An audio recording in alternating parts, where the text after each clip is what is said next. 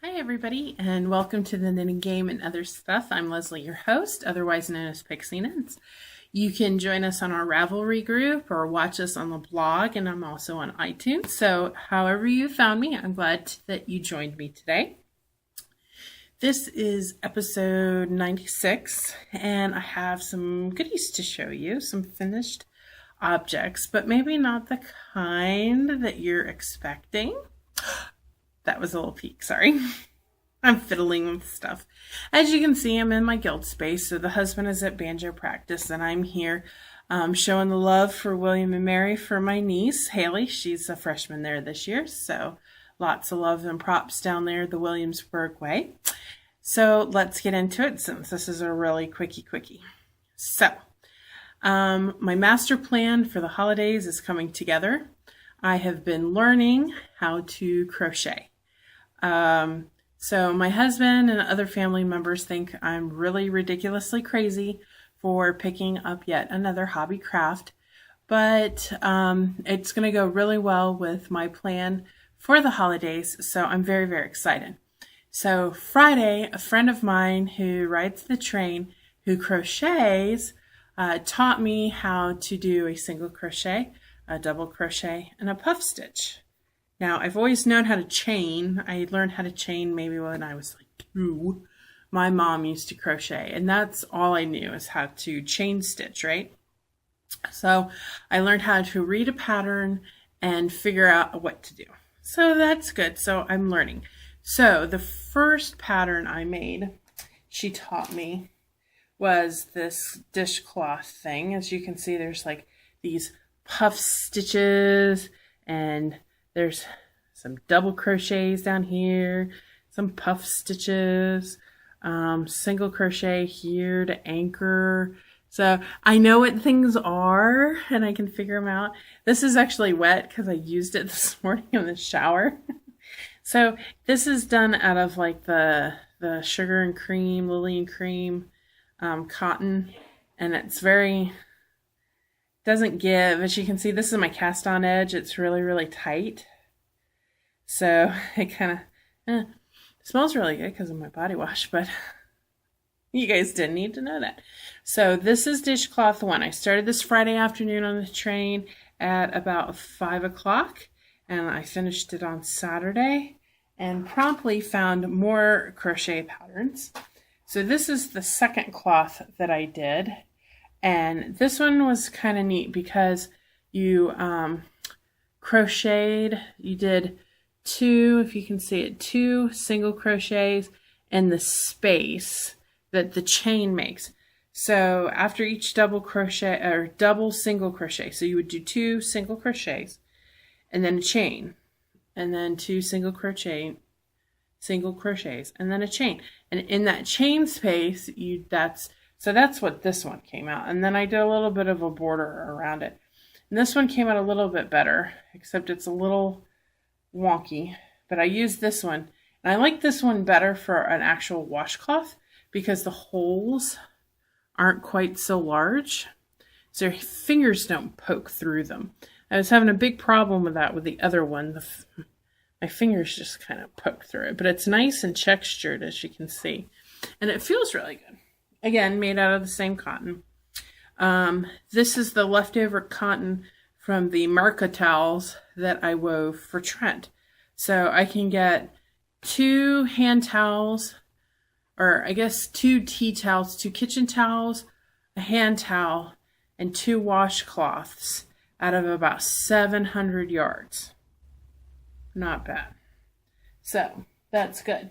So what did I do? I promptly started another washcloth. This is another single crochet pattern, but instead of doing it into the chain spaces, you do single crochet into the front of one stitch and then to the back of another. Front of one, back of other, but front of one, back another, and you just alternate. And it comes up with a similar kind of look. The holes aren't as big, but it looks nice. I'm going for kind of like a high-end spa quality kind of look. So that is my foray into crochet. Because why not? Really, it's yarn. I'm not fast. I don't normally like crochet because I don't normally like the way it looks, but I think for washcloths and things like that, it actually works out really well. I don't see myself doing any Afghans or granny squares or anything like that anytime soon. Now, I will crochet a blanket because it goes faster. And I started one for my daughter years and years ago.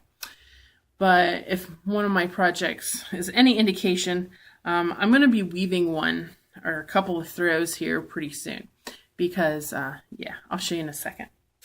So my knitting, remember last week I had restarted everything and was working on some socks.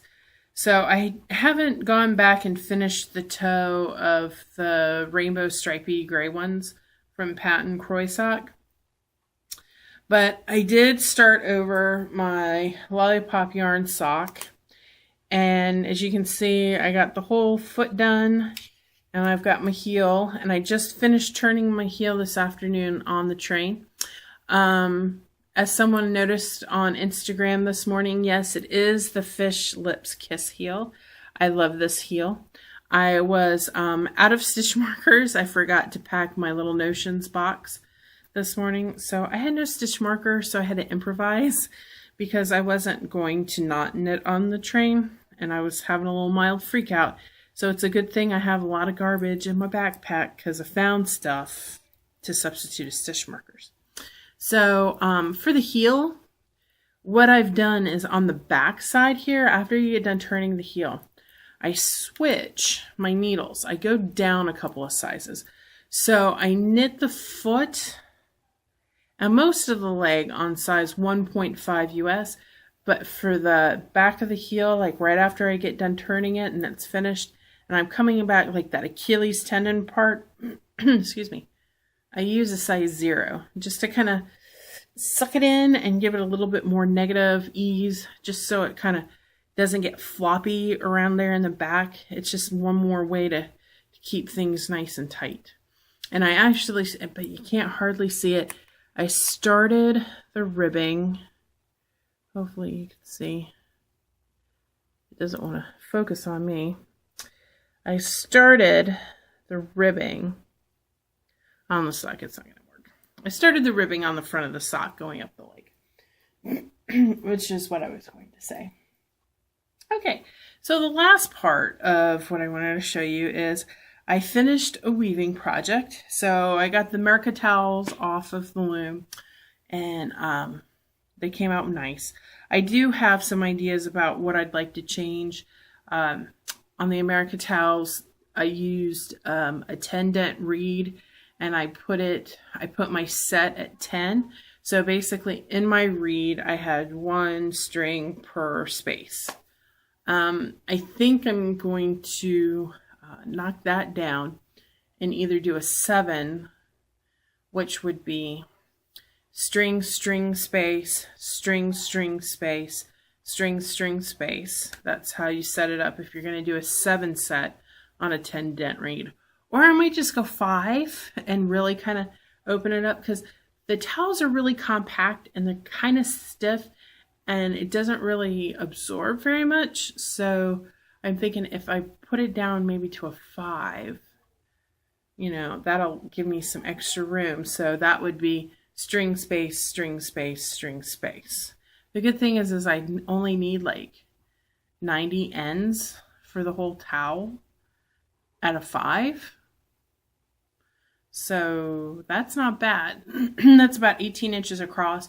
With a take up, that would put me back down to about 16, which is a good size hand towel. So what did I finish? I finished what I call my undulating weave scarf. So hopefully you can kind of see the pattern. So here it is. The colors. It is Lion brand, and the yarn that I used for the weft is called Landscapes, and it's in the Desert Sunset, I think, colorway. And my weft was Karen Simply Soft is what I used for my weft, and the chocolate. I think the lighting is horrible here tonight. But as you can see, the weave undulates. It's not as regular, so it kind of waves. I get waves. But I thought the colors were really kind of nice. Now, this is the side I ended on, and if you can notice, I beat this a little harder than I did at the beginning.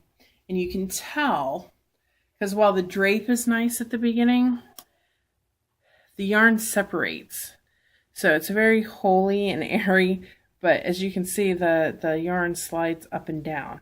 So it's just itching to get caught on something. Look at that big old hole there. So I'm learning. So the end is what I really like. And this would be a good setup for a blanket. It's kind of, it's not as drapey, but it's kind of thick and squishy. So there we go. Now, if I were to do something like this again, I would definitely beat it harder. I don't know. I don't know if there's anything else that I would do. I did this at a 7 set. So it's not a 2-2 twill. It goes like you thread it 1, 2, 3, 4, or 4, 3, 2, 1, 4, 4, 3, 2, 2, 1, 1, and you just kind of mix it up, and it mixes it up. And it was 20, or no, it was a 40 warp repeat. So I only have 2 in here because I had 80 ends, so 40 and 40. So I would definitely beat it harder to get it closer together. Because if you can see, here's kind of like the plain weave part of it, where I was just going 1, 3, 2, 4 for my treadles. So you can see that a little bit better. But see how cool that is? It's just threading it just a little bit different makes an incredible difference in how things come out. So I'm on to my next experiment with my towels. I did this at a 7 set, so that was the 1, 1, 0, 1, 1, 0, 1, 1, 0.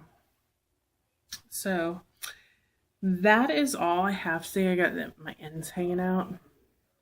I gotta fix that. So hopefully you learned something. I learned something new every week. So let me know if you have any questions, comments, ideas, thoughts, advice. Let me know, and I'd be happy to either share if you'd like me to, or I just take the information. All right, everybody, have a great week, and I will talk to you later. Bye.